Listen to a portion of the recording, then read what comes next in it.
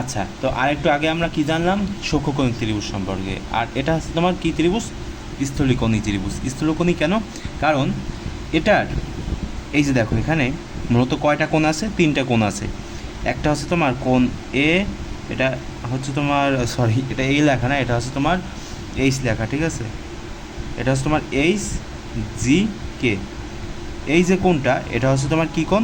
এটা হচ্ছে তোমার একটা সূক্ষ্মকোণ, ঠিক আছে? আবার জি এইচ কে, কোণ জি এইচ কে, এটাও কিন্তু তোমার একটা সূক্ষ্মকোণ। কারণ কি? কারণ এরা হচ্ছে তোমার 90 ডিগ্রি এর ছোটো নাকি বড়? 90 ডিগ্রি এর ছোটো, সেজন্য এরা হচ্ছে তোমার সূক্ষ্মকোণ। কিন্তু এখানে এই যে তোমার এইচ কে জি যে কোণটা আছে সেটা কিন্তু তোমার 90 ডিগ্রি এর বড়।